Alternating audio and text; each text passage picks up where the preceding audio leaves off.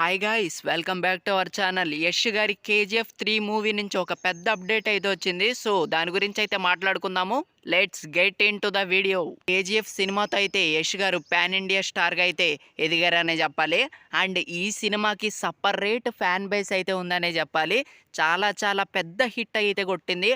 And Yash గారి craze కూడా అమాంతం పెరిగిపోయింది. సో సినిమా మాత్రం ప్రతి చోట చాలా బాగా ఆడిందనే చెప్పాలి. యష్ గారి యాక్టింగ్ మాత్రం అద్దరు కొట్టేశారు. అండ్ వైలెన్స్ ముఖ్యంగా ఈ సినిమాలో చాలా బాగా చూపించారనే చెప్పాలి. అండ్ యష్ గారి ఫైట్ సీన్స్ మాత్రం నెక్స్ట్ లెవెల్లో ఉన్నాయి. ఆ డైలాగ్స్ కానీ, ఆ సాంగ్స్ కానీ, ఆ మదర్ సెంటిమెంట్ కానీ, బ్యాక్గ్రౌండ్ మ్యూజిక్ మాత్రం నెక్స్ట్ లెవెల్ అంతే. అండ్ సో చాలా చాలా పెద్ద విజయం అయితే సాధించింది. సో ఈ సినిమా పార్ట్ 3 గురించి అయితే ఫ్యాన్స్ అయితే చాలా ఈగర్గా వెయిట్ చేస్తున్నారనే చెప్పాలి. అండ్ కాంట్ వెయిట్ అనే చెప్పాలి. సో ఈ సినిమా క్రియేట్ చేసిన ఇంపాక్ట్ అలాంటిది అనమాట.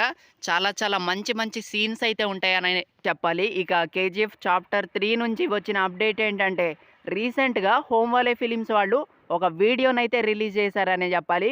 ఆ వీడియోలో ఏమని ఉందంటే, తను వచ్చాడు, అతను చూశాడు, అతను జయించాడు అని అయితే రాసుందనే చెప్పాలి.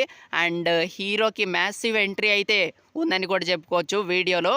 అండ్ ఫైనల్లీ ఆ వీడియోలో కేజీఎఫ్ చాప్టర్ 3 అని అయితే రాసుంది. సో దీన్ని బట్టి మనకి ఏం అర్థమవుతుందంటే, కేజీఎఫ్ చాప్టర్ 3కి అయితే రంగం సిద్ధమైందనే చెప్పాలి. అండ్ యష్ ఫ్యాన్స్కి మాత్రం ఇది ఒక గుడ్ న్యూస్ అని కూడా చెప్పుకోవచ్చు. అండ్ ఈ సినిమాని తెలుగులో కూడా చాలా మంచి కలెక్షన్స్ అయితే రాబట్టిందని కూడా చెప్పుకోవచ్చు.